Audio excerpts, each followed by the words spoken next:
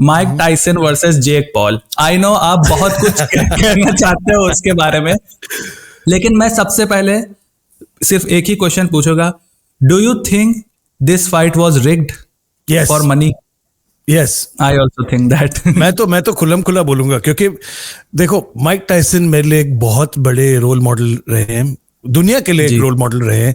दुनिया के सबसे खतरनाक बॉक्सर का नाम लेके घूम रहे थे वो। अभी उनका उम्र ऑलमोस्ट 60 इयर्स का हो गया है, और उन्होंने कहा था कि यार ठीक है ये एग्जीबिशन मैच होगा, पर जिस हिसाब से उन्होंने तैयारी की थी, जिस हिसाब से उनके वीडियोस जो निकले थे ट्रेनिंग में से, वो माइक टाइसन तो दिखा ही नहीं। राउंड 1 में जो माइक टाइसन हम देख रहे थे, उनकी हेड मूवमेंट सही थी, उनका जो अग्रेशन था, उनका जो स्टाइल था, वो पुराने 80s माइक टाइसन की तरफ दिख रहा था। पर मुझे मालूम नहीं अगले 7 राउंड में क्या हुआ।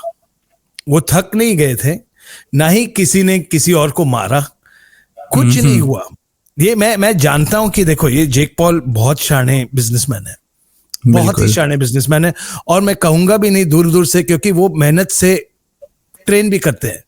He is a good boxer. मैं ना नहीं बोलूंगा, क्योंकि टॉमी फ्यूरी के साथ वो लड़ चुके हैं जो लेजिटिमेट बॉक्सर है, और उनके साथ वो डिसीजन हार गए। तो ऐसा नहीं कि वो बॉक्स नहीं कर सकते हैं, पर मुझे लगा कि ये फाइट में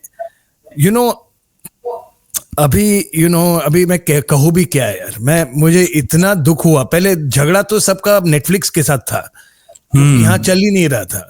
तो सच्चाई में तो नेटफ्लिक्स ही वो फाइट हरा दिया। नेटफ्लिक्स ने ही वो फाइट को हरा दिया था पहले से, क्योंकि मैं फर्स्ट राउंड देख रहा था, फिर सडनली 5वें राउंड में वापस आ गया फीड। तो अभी मैं क्या करूँ?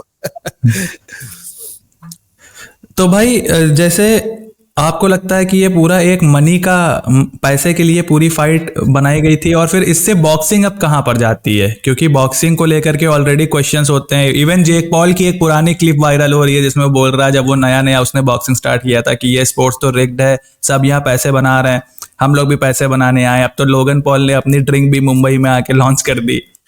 ओ प्राइम ना? हाँ यस, हाँ प्राइम, और मिस्टर बीस्ट की वो लंचली फीस्टेबल्स वगैरह वो भी लॉन्च कर दी। So where does this take boxing?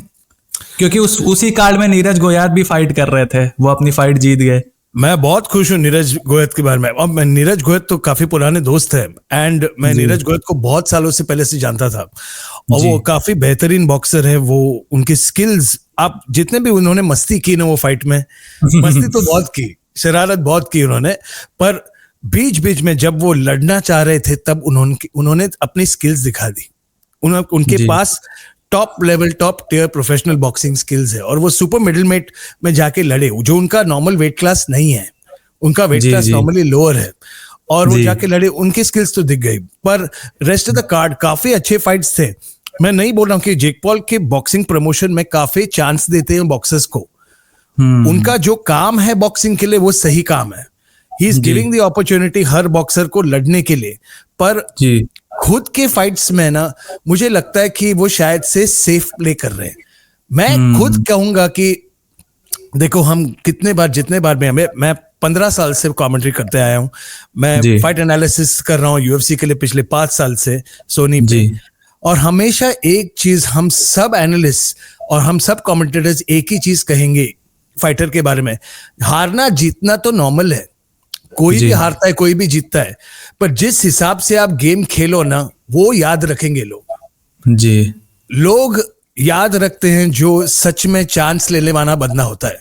आप देखो Khabib, the way Khabib fights लोगों को याद है, the way Alex Pereira fights लोगों को याद है, जॉन जोन्स जब लड़ता है वो जानते हैं लोग, चार्ल्स ओलिवेरा जब लड़ते हैं वो लोग याद रखते हैं, माइकल चैंडलर लड़ते हैं तब याद रखते हैं। तो जिस हिसाब से जेक पॉल लड़ रहे हैं, उनके पास स्किल्स है, उनको शायद से अपने खुद के स्किल्स पे भरोसा रख के खेलना चाहिए, बिकॉज वो बुरे आदमी नहीं है, वो बॉक्सर्स को चांस दे रहे हैं। पर मेरे हिसाब से जो हुआ माइक टाइसन के साथ, वो तो डील था पहले से ही, और वो रिग था, क्योंकि आप रिप्ले में देख सकते हो कोई जगह में माइक टाइसन पास आके अपना पंच रोक रहे हैं जब पूरा पाथ साफ था। एक मोमेंट है जब जेक पॉल अब इवेट करने के लिए अपना सिर लेफ्ट में करते हैं, और माइक टाइसन का हाथ सीधा आ रहा है उनकी शक्ल की तरफ, पर वो रुक जाते हैं। अभी मैं क्या कहूँ, कोई भी देखने वाला भी बोलेगा ना, इसमें एनालिस्ट या कमेंटेटर होने की जरूरत ही नहीं है। कोई भी जो भी देख रहा है फाइट, आम आदमी आके बोल रहा है कि ये माइक टायसन नहीं था, हम्म। तो फिर फिक्स्ड होगा ही ना कहा ना कहा।